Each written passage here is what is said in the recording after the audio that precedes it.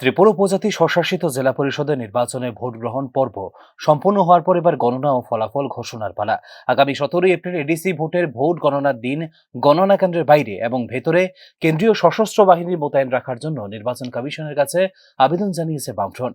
একই সাথে কাউন্টিং এজেন্টদের নিরাপত্তার দায়িত্ব নির্বাচন কমিশনকে নিতে হবে বলে দাবি জানিয়েছে বামফ্রন্ট ত্রিপুরা রাজ্য কমিটি। আউটসাইড ইনসাইড এখানে সেন্ট্রাল প্যারা মিলিটারি ফোর্স দিতে হবে এবং কেন্দ্রীয় নিরাপত্তা বাহিনীর অধীনেই যাতে ভিতরের নিরাপত্তা বাইরের নিরাপত্তা নিশ্চিত করা হয়, এটা সম্পর্কে আমরা দাবি জানাইছি। দ্বিতীয় আমরা যেটা বলেছি সেটা হল গিয়ে কাউন্টিং এজেন্ট যারা তারা যাওয়ার পথে যাতে বাধাপ্রাপ্ত না হয়, ফেরার পথে যাতে বাধাপ্রাপ্ত না হয়, তাদের নিরাপত্তার দায়িত্ব ইলেকশন কমিশনকে এনশিওর করতে হবে এবং আরক্ষা দপ্তরকে প্রয়োজনীয় নির্দেশ দিতে হবে যদি কোথাও বাধার সম্মুখীন হয় সেখানে নিরাপত্তা দিয়ে। কারণ এই ঘটনা আমরা দৃষ্টান্ত তুলে ধরেছি, শান্তির বাজারে নিয়েছেন পুলিশের ব্যবস্থাপনা, যাওয়ার পথে একবার আক্রান্ত হয়েছে, ফেরার পথেও সেখানে আক্রান্ত হয়েছে, বাসটা ভেঙে গুঁড়া করে দিয়েছেন। শুধু তাই না, এবং পুলিশের প্রেজেন্স সেখানে দেখা গেল এজেন্টরাও প্রচণ্ডভাবে সেখানে ফিজিক্যালি অ্যাসাল্ট হয়েছেন, শারীরিকভাবে নির্যাতনের শিকার হয়েছেন। এই ঘটনাগুলো আমরা তুলে ধরেছি।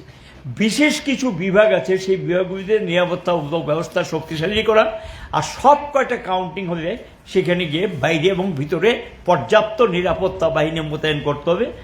আর জমায়েতগুলো যারা করবে তার জন্য একটা দূরত্ব ঠিক করে সেখানে গিয়ে কোন পার্টি কোথায় জমায়েত করবে।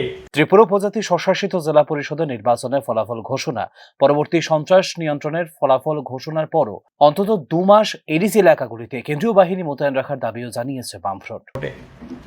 একদল হারবে একদল জিতবে, এটাই নিয়ম, গণতন্ত্রের প্রক্রিয়া এটাই হয়।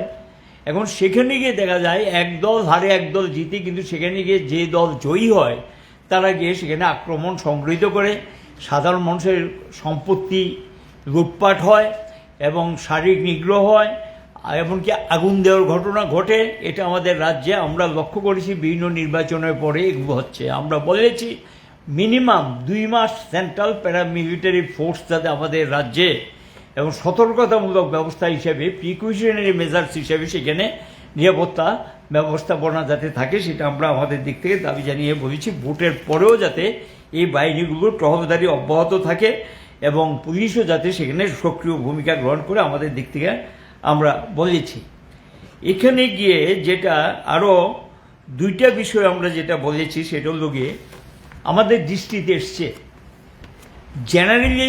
মঙ্গলবার মেলার মাঠে সিপিআইএম সদর কার্যালয়ে আয়োজিত সাংবাদিক সম্মেলনে বক্তব্য রাখতে গিয়ে গণনা কেন্দ্রগুলির প্রত্যেকটিতে সিসিটিভি ক্যামেরা সচল রাখা, গণনার দিন বিভিন্ন রাজনৈতিক দলের সমর্থকদের জমায়েতের জন্য পৃথক পৃথক স্থান চিহ্নিত করা, গণনা কেন্দ্রগুলিতে অতিরিক্ত লোক জমায়েত না হতে দেওয়ার দাবিও নির্বাচন কমিশনের কাছে করা হয়েছে বলে জানিয়েছে বামফ্রন্ট।